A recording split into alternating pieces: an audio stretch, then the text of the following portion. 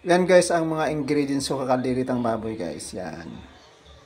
Carrots lang at saka patatas at saka sibuyas, mga sahog, condiments, tomato paste at saka kalderita sauce at saka soy sauce. Yun lang. Yan. Parang simpleng kalderita lang guys ang aking lulutuin. Guys, magluluto ako ng kalderita. Yan mga ingredients ko guys, gulay. Hello guys, kamusta na kayo? Guys, samahan nyo ako, magluluto ako ng kalderitang baboy. Yan guys. Yan guys, nagpainit na ako ng mantika. Ay, matubig.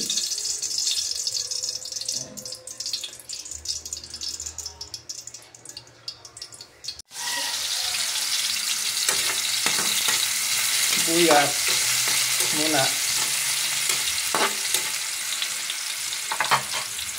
Sunod bawang. Yan guys. Sunod natin yung bawang.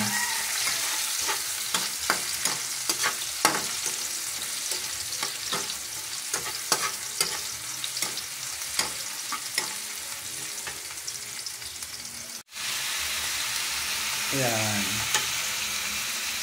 Nandiyan na yung baboy guys. Yan.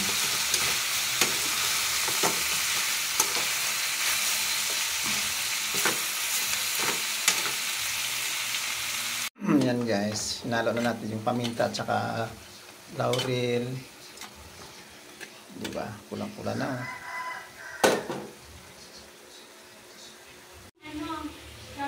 Yan guys. Ilagay na natin yung carrots at saka nandyan lang. Ayan.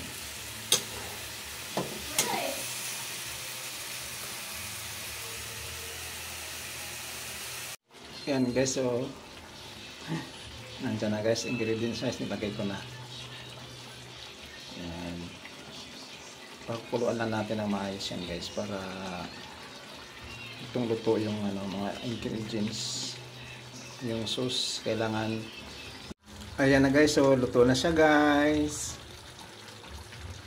Sarap, yummy yummy na yan guys. Yan.